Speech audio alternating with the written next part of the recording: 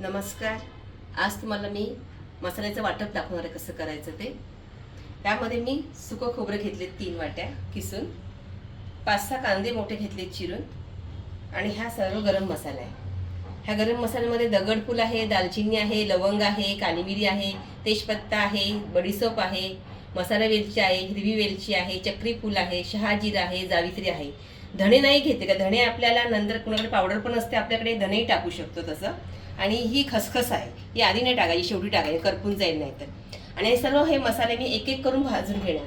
सर्वप्रथम मी आता कढई गरम करून त्याच्यामध्ये सुकं खोबरं भाजून घेणार. सर्व चीज एकत्र भाजायचे नाही, कारण की मग कांदा कच्चा राहतो. सर्वप्रथम मी खोबरं भाजून घेणार आहे, मंद आचेवर, मध्यम आचेवर घेणार आहे. खोबरं झाल्यानंतर कांदा भाजून घ्यायचा आणि कांदा झाल्यावर गरम मसाला, सर्व पदार्थ सेपरेट सेपरेट भाजून घ्यायचे. खोबरं असं सतत हलवत राहायचं, आता खाली खोबरं करपून जाईल आणि साधारण लालसरच भाजायचं, जास्त करपवायचं नाही, तर मग मसाला काळपट होतो आणि चव पण कडू होते. कांदा सुद्धा अगदी काळा नाही करायचा, लालसर कांदा झाला भाजून की तयार झाला. मग आपण आता हा कांदा आता लालसर भाजला गेला व्यवस्थित. आता हा मी गॅस बंद करते आणि खोबरं पण जवळजवळ माझं तर भाजून झालेलंच आहे लालसर. आता मी हाही गॅस बंद करते आणि दोन्ही पण थंड होईपर्यंत असंच ठेवायचं. आणि हे आता गरम मसाला मी जरासा तव्यावर भाजून घेते. आता तवा तापलेला आहे, ह्याला मंद आचेवर ठेवून सर्व हे गरम मसाला मी भाजून घेणार आहे. हे सर्व गरम मसाले भाजून झाल्यानंतर शेवटी ही खसखस टाकायची. आता जर आपण खसखस टाकली ते लगेच करपणार. हे साधारण खमंग वास येईपर्यंत मसाले भाजून घ्यायचे मंद आचेवर तव्यावरती. आता गरम मसाले सर्व भाजून झालेले आहेत. तर शेवटी मी खसखस टाकते आणि गॅस बंद करायचा. व्यवस्थित 1-2दा हलवून घ्यायचा असा व्यवस्थित गरम मसाला हा.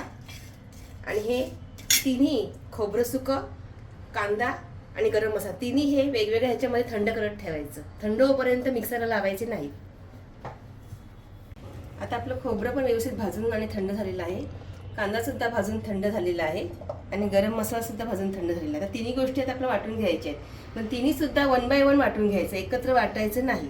आधी खोबरं वाटून घ्यायचं किंवा हे कांदा ओला असल्या कारणाने शेवटी वाटायचं, नाही तर खोबरं व्यवस्थित वाटलं जात नाही.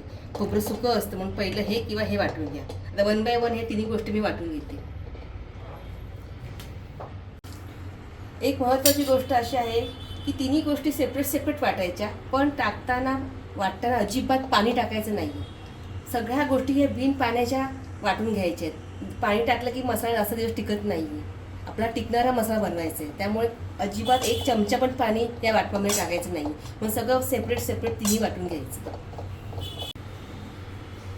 आपण तिन्ही मसाले आता वेगवेगळे वाटून घेतलेले आहेत. हा कांदा आहे, ही खोबरं आहे आणि हा गरम मसाला आहे.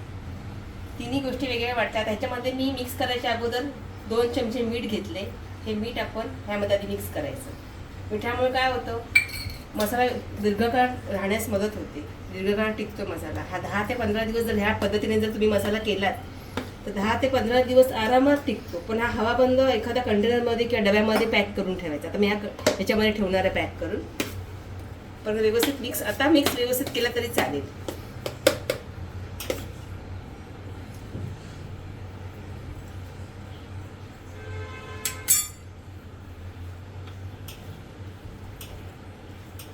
व्यवस्थित तिन्ही मसाले मिक्स करून घ्या.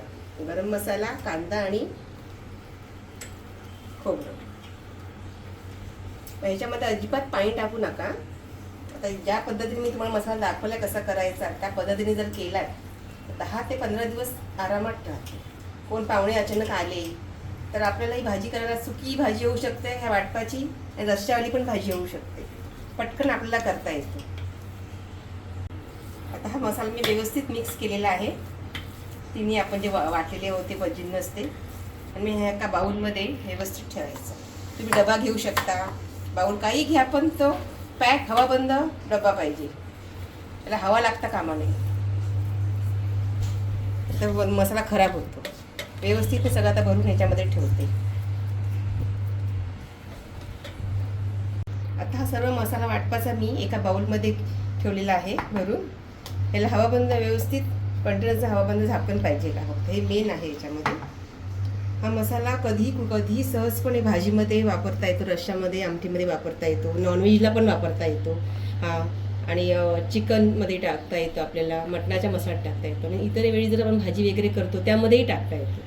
भाजी चवदार पण होते, छान होते, तरी पण त्याच्यावर व्यवस्थित येते आणि जास्त दिवस हा मसाला टिकतो. आता असा मी साधा फ्रीजमध्ये ठेवून देते. न विसरता हा बाऊल मसाल्याचा ज्याच्यामध्ये तुम्ही मसाला ठेवणार आहात काढून, तो न विसरता तुम्ही फ्रीजमध्ये ठेवायचा, बाहेर ठेवायचा नाही. बाहेर ठेवला तर हा टिकणार नाही. आणि असा जर तुम्ही फ्रीजमध्ये ठेवला तर 10 ते 15 दिवस आरामात राहतो. जेव्हा पाहिजे, जेवढा पाहिजे तेवढाच घ्यायचा आणि परत तो फ्रीजमध्येच ठेवायचा. तसा व्यवस्थित राहतो. आता हा मी फ्रीजमध्ये ठेवून देते.